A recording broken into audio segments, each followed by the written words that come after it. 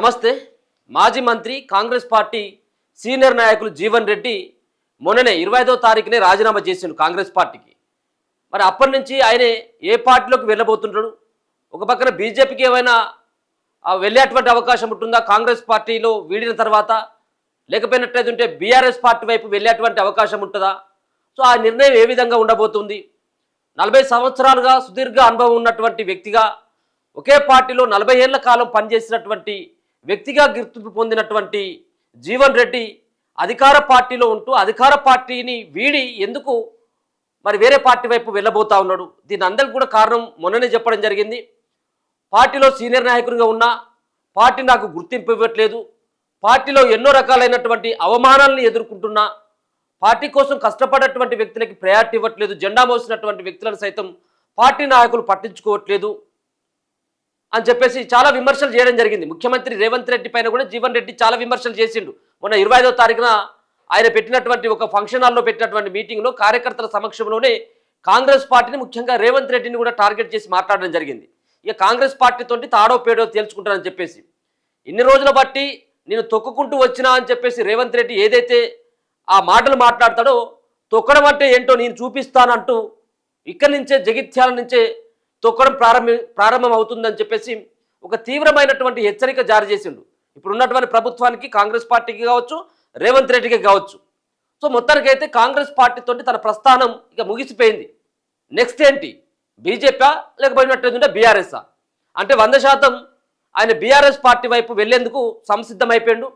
ఇప్పటికే తన కార్యకర్తలతోటి, తన సన్నిహితులతోటి, తనతో పాటు నమ్ముకున్నటువంటి వ్యక్తుల కోసం వ్యక్తుల దగ్గర ఇదే ప్రస్తావన తీసుకురావడం జరిగింది.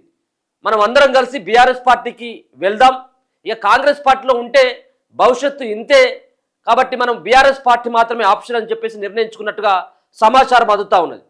సో 25వ తారీఖున ఆయనే ఆ కాంగ్రెస్ పార్టీ సభ్యత్వానికి తనతో పాటు తన అనుచర వర్గం మొత్తం అంతా కూడా మూకుమ్మడిగా రాజీనామా చేసింది. దానికి అంతా కూడా కారణం తెలుసు. ముఖ్యంగా అక్కడ ఉన్నటువంటి బీఆర్ఎస్ పార్టీలో గెలిచి కాంగ్రెస్ పార్టీలో చేరినటువంటి ఎమ్మెల్యే అయినటువంటి సంజయ్ యొక్క వ్యవహార శైలి నచ్చగా పార్టీ ఫిరాయింపులకు పాల్పడి కాంగ్రెస్ పార్టీలోకి వచ్చి కాంగ్రెస్ పార్టీ నాయకులపైనే ఆయన పెత్తనం ఏంటి, కాంగ్రెస్ పార్టీ కోసం పనిచేసేటువంటి వ్యక్తులకు ఎందుకు ప్రయారిటీ ఇవ్వట్లేదు అన్నటువంటి దానిపైన ఆయన యొక్క పోరాటం కొనసాగుతూ ఉన్నది. ప్రైవేటు వ్యక్తి అంటే వేరే ఇండిపెండెంట్ గుర్తుల పైన పోటీ చేసేటువంటి వ్యక్తులకి మద్దతు తెలిపిండ్రు ఇక్కడ ఉన్నటువంటి జీవన్ రెడ్డి. కానీ కాంగ్రెస్ పార్టీ బీఫాములు సంజయ్ నుంచి అందుకున్నటువంటి వ్యక్తులకి ఆయన ఎక్కడ కూడా మద్దతు తెలపలేదు. ఇండిపెండెంట్ వ్యక్తులకు అని చెప్పిండు అంటే ఇండైరెక్ట్గా కాంగ్రెస్ పార్టీ బీఫాములు అందుకున్నటువంటి వ్యక్తులను ఓడించమని చెప్పేసి కూడా చెప్పడం జరిగింది ఆయన. అంటే కాంగ్రెస్ పార్టీ ఒకానొక సందర్భంలో ఆయన పైనే వేటు వేసేందుకు సంసిద్ధం అయిపోయింది. సరే, ఆయనను బుజ్జగించేటువంటి ప్రయత్నం ఇంకొక రకంగా జరిగింది, అది వేరే విషయం. మీనాక్షి నటరాజన్ కావచ్చు, మహేష్ కుమార్ గౌడ్ కావచ్చు, అడ్లూరు లక్ష్మణ్ కావచ్చు, దుద్దిల్ల శ్రీధర్ బాబు కావచ్చు, ఇట్లా చెప్పుకుంటూ పోతే చాలామంది కాంగ్రెస్ పార్టీలో ఉన్నటువంటి చాలామంది సీనియర్ నాయకులంతా కూడా జీవన్ రెడ్డిని బుజ్జగించేందుకు లాస్ట్ సెకండ్ వరకు ప్రయత్నం చేయడం జరిగింది. కానీ ఆయన యొక్క నిర్ణయాన్ని మాత్రం ఎక్కడ కూడా మార్చుకోలేదు. మొత్తానికి ఆయన యొక్క చేరిక కూడా లాంఛనంగా ఇది 10వ తారీఖున, ఏప్రిల్ 10వ తారీఖున అంటే వచ్చే 10వ తారీఖున, వచ్చే నెల 10వ తారీఖున ఆయన బీఆర్ఎస్ పార్టీ తీర్థం పుచ్చుకోబోతా ఉన్నాడు. ఇప్పటికే అక్కడ ఉన్నటువంటి ఒక భారీ బహిరంగ సభకి ఒక ప్లాన్ చేస్తున్నట్టుగా తెలుస్తూ ఉన్నది.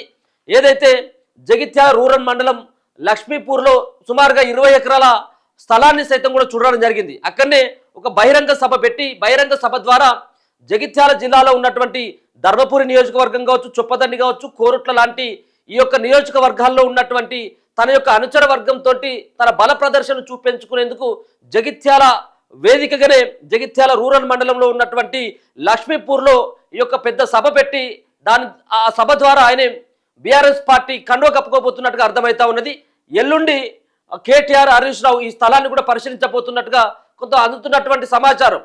మరి వాళ్ళు సభా స్థలాన్ని పరిశీలిస్తున్నారు అంటేనే మనకు అర్థమైపోతుంది ఆయన బీఆర్ఎస్ పార్టీలోకి వెళ్ళబోతున్నాడు. కాబట్టి వీళ్ళ దగ్గర నుంచి ఈ అంతా కూడా ఈ సభకు సంబంధించినటువంటి అన్ని వ్యవహారాలు వాళ్ళు ముందుండి నడిపిస్తున్నట్టుగా మనం దీన్ని అర్థం చేసుకుంటేనే ఆయన ఖచ్చితంగా ఆయన బీఆర్ఎస్ పార్టీ వైపే వెళ్ళబోతారని మనకు అర్థమైపోతా ఉన్నది. మరి 10వ తారీఖున నేరుగా కేసీఆర్ జగిత్యాలలో ఉన్నటువంటి సభ స్థలాల దగ్గరికి వచ్చి నేరుగా కేసీఆర్ జీవన్ రెడ్డి మెడలో బీఆర్ఎస్ పార్టీ కండువ కూడా కప్పుతాడు అని చెప్పేసి కొన్ని వార్తలు అయితే వస్తాను. సరే, అది వస్తాడో రాలేదని రెండో అంశం. కానీ ఒకవేళ రాకపోయినప్పటికీ కేటీఆర్ హరీష్ రావు వాళ్ళ సారథ్యంలోనే ఆయన కడువగా మాత్రం మార్చబోతున్నాడు. ఆల్రెడీ ఇప్పటికే పార్టీకి రాజీనామా చేసిండు, అయిపోయింది. కాంగ్రెస్ పార్టీ తోటి పూర్తి స్థాయిలో తెగదెంపులు తెంపుకున్నాడు. తెగదెంపులు తెంపుకున్న తర్వాతనే ఇక కాంగ్రెస్ పార్టీ వాళ్ళు వచ్చినా కానీ బుజ్జగించినా కానీ ఇక అవసరం లేదన్నటువంటి తిరిగిన అవుట్ రైట్గా ఆయన వార్నింగ్ ఇవ్వడం జరిగింది. ముఖ్యమంత్రి రేవంత్ రెడ్డికి నేరుగా ఆయన సవాల్ సైతం కూడా చేయడం జరిగింది. అంటే ఇక కాంగ్రెస్ పార్టీలో ఎవరు కూడా వెళ్ళరు. నిన్న కూడా గాంధీ భవన్లో మిగతా సంబంధించిన కొన్ని చోట్ల కాంగ్రెస్ పార్టీకి సంబంధించిన నాయకులంతా ఆయన పైన విరుచుకుపడడం జరిగింది. జీవన్ రెడ్డి చేసినటువంటి వ్యాఖ్యల తీరుపైన, జీవన్ రెడ్డి మాట్లాడినటువంటి మాటలపైన ఇప్పటికే కాంగ్రెస్ పార్టీ 40 ఏళ్లుగా ఎవరికి రానటువంటి అవకాశాలు జీవన్ రెడ్డికి ఇచ్చిళ్ళు. జీవన్ రెడ్డికి అత్యధిక సార్లు కాంగ్రెస్ పార్టీ బీఫామ్లు అందుకున్నటువంటి వ్యక్తుల్లో మొదటి వ్యక్తిగా దేశంలోనే జీవన్ రెడ్డి ఉన్నాడు. 43-44 సార్లు బీఫామ్ కాంగ్రెస్ పార్టీ నుంచి తీసుకున్నాడు. ఎమ్మెల్యేగా ఓడిపోతే ఎమ్మెల్సీ ఇచ్చినాం, ఎమ్మెల్సీగా ఉండగానే ఎంపీ టికెట్ ఇచ్చినాం. ఇట్లా రకరకాలైనటువంటి బీఫామ్లు ఇచ్చి మేము పార్టీ గౌరవించింది. ఇలా జగిత్యాల అంటే జీవన్ రెడ్డి అంటే జగిత్యాలుగా మారిపోయిందని ఆయనే చెప్తా ఉంటాడు. మరి అట్లాంటిది జీవన్ రెడ్డి కింది స్థాయి క్యాడర్ను ఎందుకు డెవలప్ చేయలేదు? కింది సంబంధించినటువంటి వ్యక్తులకి ఎందుకు సెకండ్ కేటగిరీలో ఉన్నటువంటి లీడర్ని ఎందుకు తయారు చేసుకోలేకపోయాడు? ఒక పక్కన కాంగ్రెస్ పార్టీ హవా అంతా నడుపుతూ ఉంటే జగిత్యాలలో మొన్న ఎంపీగా ఎమ్మెల్యేగా ఎందుకు ఓడిపోయాడు అని చెప్పేసి వీళ్ళు కూడా ఎదురుగా దాడి చేస్తారు కాంగ్రెస్ పార్టీ శ్రేణులంతా కూడా. సో చూడాలి మరి ఈ యుద్ధం ఎటువైపు వెళ్ళబోతా ఉన్నది, ఎవరిపైన అయినా పోరాటం ఉండబోతా ఉన్నది. ముఖ్యంగానైతే 99% దర్దాపుగా ఖాయమైపోయింది బీఆర్ఎస్ పార్టీలోకి వెళ్ళడం. అది 10వ తారీఖు లాంఛనంగా అఫీషియల్గా మరి చేరబోయేటువంటి అవకాశం అయితే కనబడతా ఉన్నది.